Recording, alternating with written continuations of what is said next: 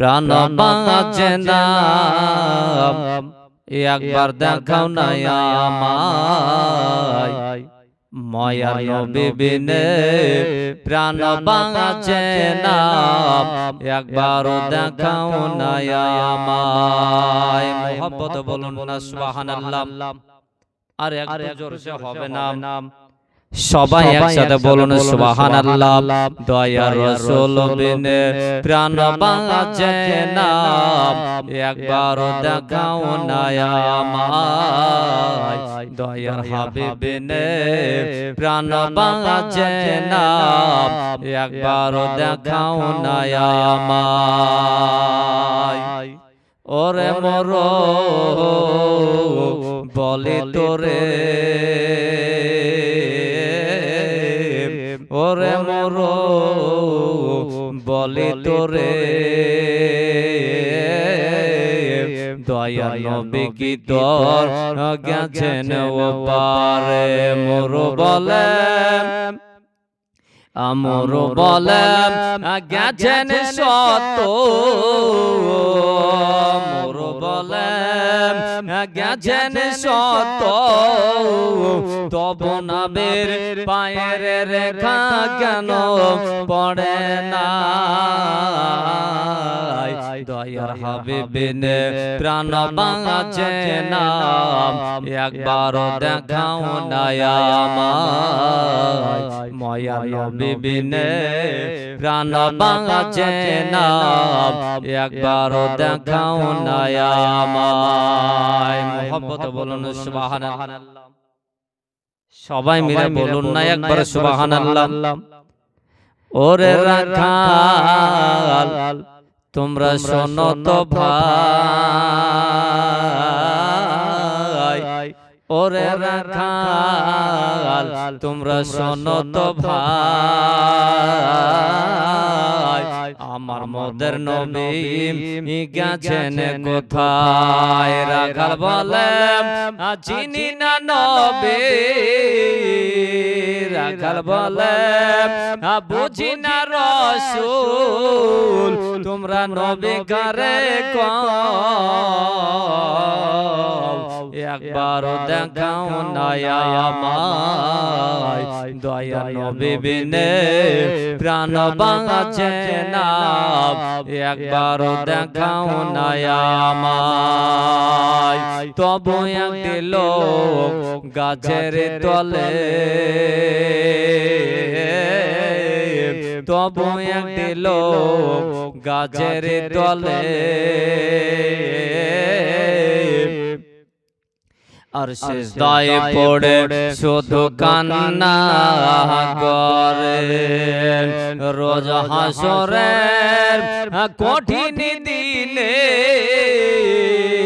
রোজ হাসরের মহাবিপদে আমার উম্মত কেমন হবে পার আল্লাহর নবী বিনে প্রাণ বাঁচে না একবার দেখাও না আমায় আল্লাহুম্মা জুরসি মা সাল্লাল্লাহু তাআলা আলাইহি ওয়াসাল্লাম আব্বা আমার সোনা মানে ও আমার মা জননীরা ও গো আমার মা খালারা আমার গাউসে পাক সন্তানে কুতুবে রব্বানে মাহবুবে সুবহানে যেন আপনার মসজিদে নামাজ পড়লেন মসজিদে যেন জামায়াতের সঙ্গে যেন ইমাম হয়ে আমার গাউস পাক যেন নামাজ পড়ালেন নামাজ সমাপ্তি করে আপন আপন মানুষ যেন নামাজ সুন্নাত পড়া হলো নামাজ শেষ করা হলো আপন আপন যেন আপনার বেরিয়ে আসছেন মসজিদের বাইরে আসার পরে যেন মুসল্লিরা বলা বলে করতেছেন যে আজকে যেন আমার হুজুর গাউসে পাক আজকে আমার বাড়িতে ইফতার করেছে বলুন সুবহানাল্লাহ গাউসে পাক আমার বড় প্রিয় আব্দুল কাদের জিলানী আজকে আমার বাড়িতে ইফতার করেছেন এই কথাটা শোনার পর আরেকজন মুরিদ আরেকজন মুসল্লি উনিও বলছেন যে এটা কেমন কথা, যে বড় পীর আব্দুল কাদের জিলানী উনি তো আমার বাড়িতে ইফতার করেছেন। আরেকজন এসে বলছেন যে আজকে জানো হুজুর আজকে আমার বাড়িতে ইফতার করেছেন, একই সঙ্গে ইফতার করেছি। এই দিক থেকে একজন বেরালেন, উনি বলছেন যে আমার বাড়িতে হুজুর গাউসে পাক যেন ইফতার করলেন। আরেকজন বলতেছেন বলে আমার বাড়িতে হুজুর ইফতার করলেন। আরেকজন বলতেছেন বলে হুজুর আজকে যেন আমার বাড়িতে ইফতারি করেছেন। এইভাবে বলতে বলতে বলতে বাবা কয়েকজন ব্যক্তি খাড়া হয়ে গেলেন। এইভাবে যেন বলতেছেন এক এক করতে করতে 40 জন মুরিদ 40 জন ভক্ত বলতেছেন বলে আমার বাড়িতে হুজুর একই সঙ্গে ইফতারি করেছেন। এইভাবে বাবা গো 40 জন মানুষ খাড়া হয়ে গেলেন। ওনারা যেন চিন্তা করতেছেন, ওনারা যেন ভাবনা করতেছেন যে এটা একটা মানুষের দ্বারাতে কেমন করে যেন আপনার সম্ভব হয়।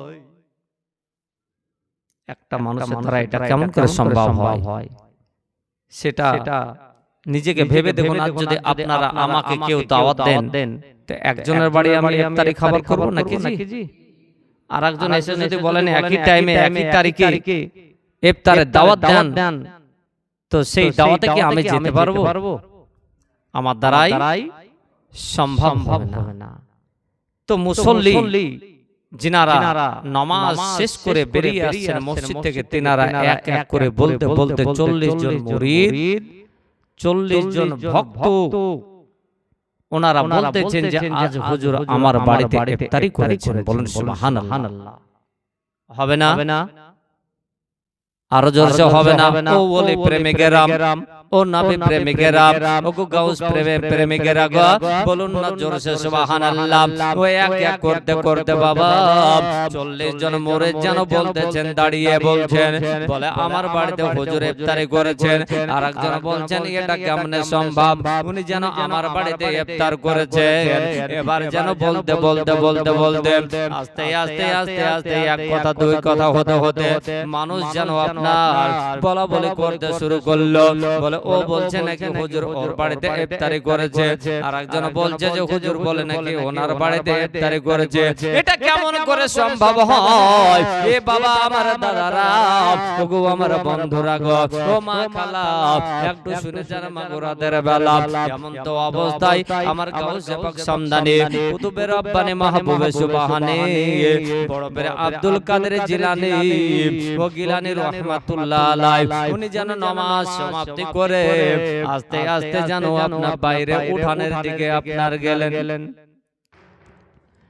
উঠানের দিকে যাওয়ার পরে মুসল্লিগণেরা ওই ওলি প্রেমিকেরা, ও ওলির দামানারা বলতেছেন বলে হুজুর আপনি তো আজকে আমার বাড়িতে ইফতার করেছেন, আপনার সঙ্গে একই সঙ্গে ইফতারি করেছি। এটা আপনার আরেকজন যেন ভক্ত বলতেছেন বলে হুজুর ওগো গাউসে পাক আপনি তো আমার বাড়িতে আজকে ইফতারি করেছেন। বলে হ্যাঁ। আরেকজন মানুষ বলতেছেন বলে হুজুর গো আজকে তো আপনার সঙ্গে আমার বাড়িতে ইফতারি করেছি। বলে জি হ্যাঁ। বলে এইভাবে বলতে বলতে কয়েকজন মানুষ যেন খাড়া হয়ে বলতেছে হুজুর গো যে এটা কেমন করে একটা মানুষের দ্বারাতে আপনার সম্ভব হয়ে থাকে, কেমন করে হয়? আমার গাউসে পাক আব্দুল কাদের জিলানী ও গিলানী রাহমাতুল্লাহ আলাইহি বলতেছেন বলে বাবা ওগো আমার ভক্তগণেরা, ও আমার শিষ্যগণেরা, তাইলে যদি তোমরা এরকম যদি তোমাদের সন্দেহ হয়, তোমাদের মনে যদি এটাই যদি ভাবনা থেকে যায়, একটু তোমরা আমার কথা শোনো বাবা। বলুন হুজুর কি বলতে চান?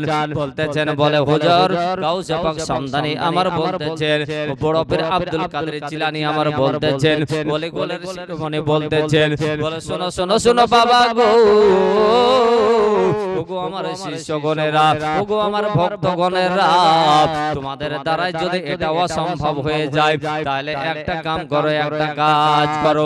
ওই যে বৃক্ষটা দেখতে পাচ্ছ, বলো তো ওই বৃক্ষটা কোন বৃক্ষ?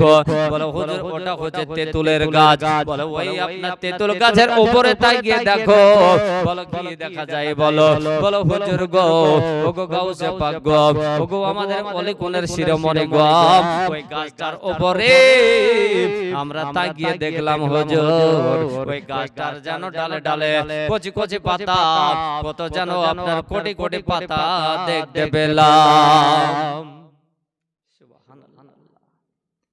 বলো হুজুর ওই গাছের উপরে বৃক্ষটার ডালে ডালে দেখছি যে কোটি কোটি পাতা, অগণিত পাতা। বল দেখলে তো? বলে হ্যাঁ ঠিক দেখেছো।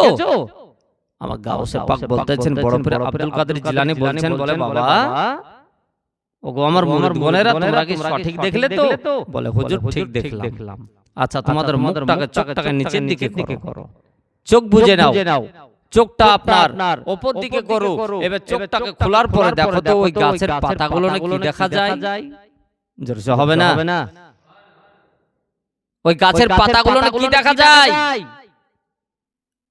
মুরিদগণেরা বলতেছেন, বলে হুজুর ওগো আমাদের বড় পীর আব্দুল কাদের জিলানী, ওগো পীরানে পীর দস্তগীর আব্দুল কাদের জিলানী, ওগো গাউসে পাক সামদানি, ওগো আমরা যে আপনার ওই গাছের ডালে দেখলাম কোটি কোটি পাতা। এবার চোখ বন্ধ করে খুলছি, যদি চোখ খুলে দেখার পরে দেখছি হুজুর যে প্রত্যেকটা পাতায় পাতায় হুজুর গো আপনাকে যেন দেখতে পাওয়া যায়। জোরসে হবে না সুবহানাল্লাহ? ইয়া হুজুর গো, ওগো গাউসে পাক ওই দেখছি আপনার ডালে ডালে কোটি কোটি পাতার উপরে প্রত্যেকটা পাতাতে হুজুর আপনার যেন ছবি দেখতে পাওয়া যায়।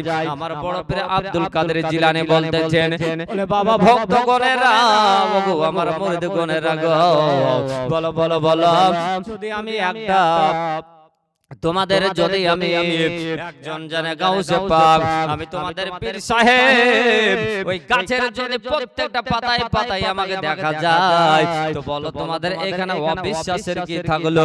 বলো আমি তোমাদের 40 জন মুরিদের বাড়িতে ইফতার করেছি, এটা থেকে তোমাদের কি আর সন্দেহ থাকলো?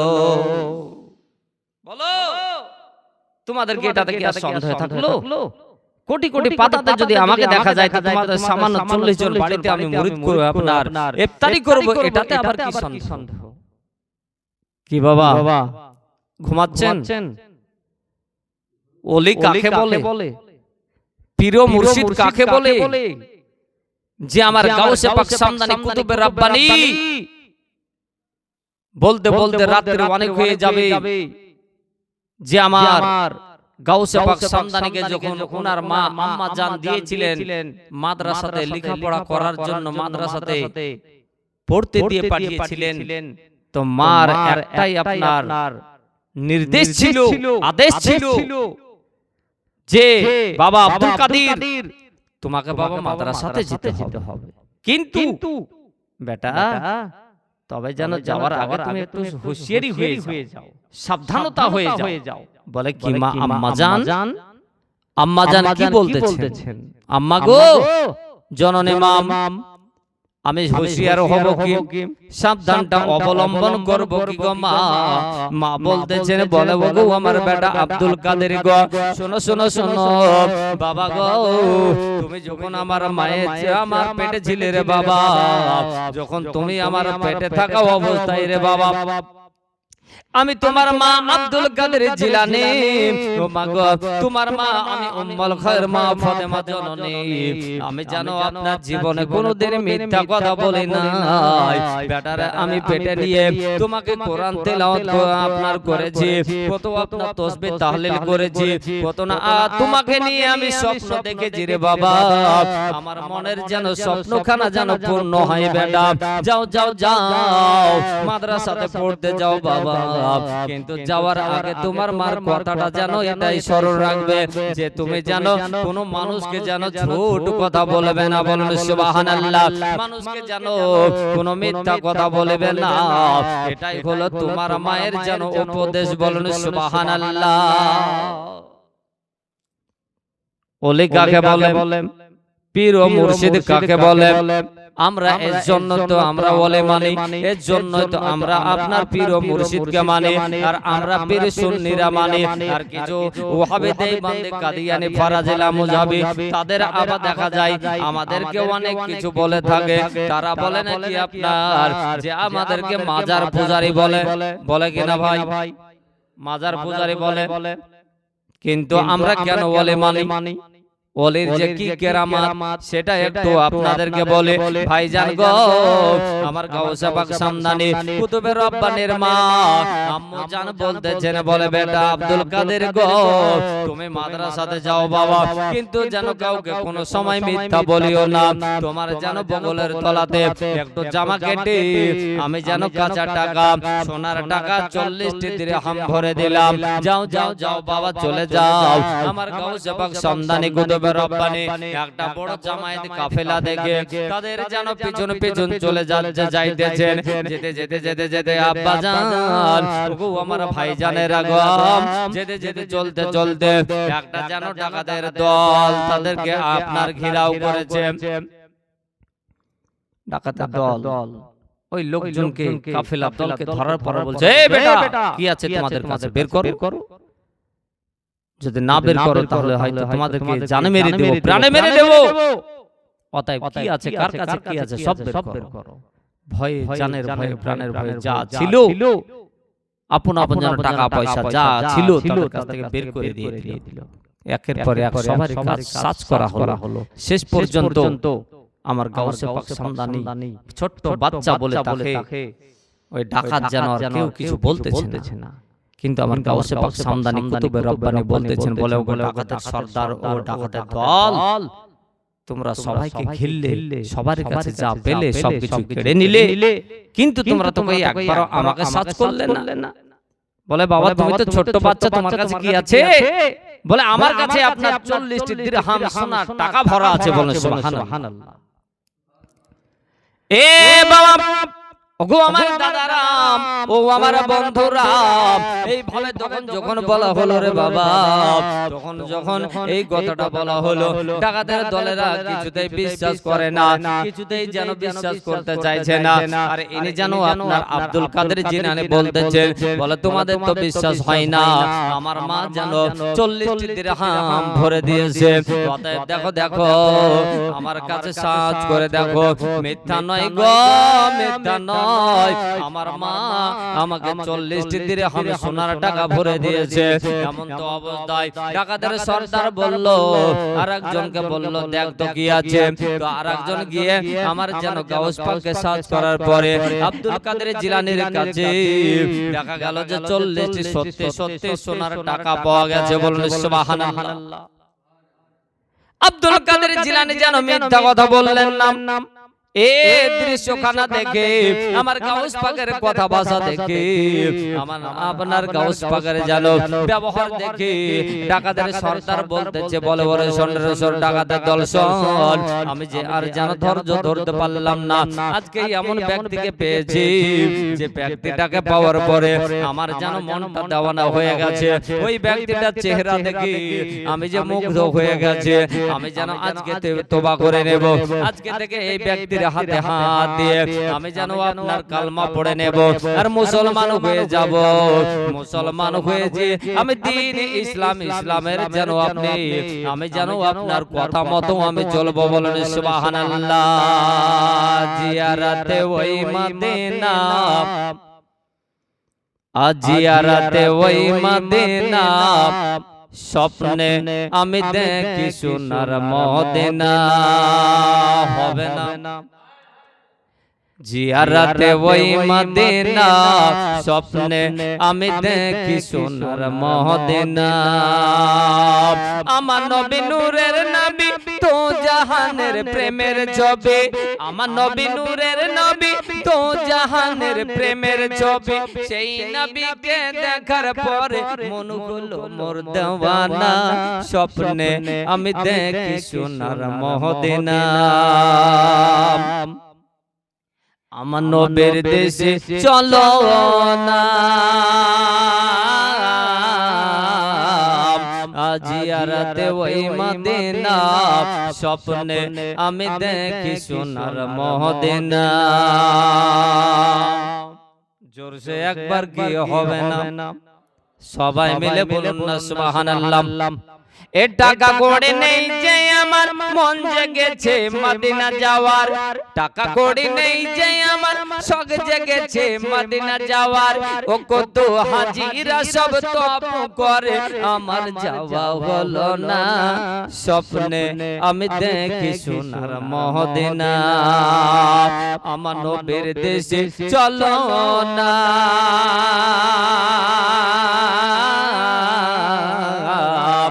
জিয়ারতে ওই মদিনা স্বপ্নে আমি দেখি সোনার মদিনা খোদা তোমার কাবা ঘরে নিও আমায় মেহমান করে খোদা তোমার কাবা ঘরে নিও আমায় মেহমান করে ওগো ভুল করেছি ক্ষমা করো যাব আমি মদিনা স্বপ্নে আমি দেখি সোনার মদিনা আমার নবীর দেশে চলো না জিয়ারতে ওই মদিনা স্বপ্নে আমি দেখি সোনার মদিনা আল্লাহ।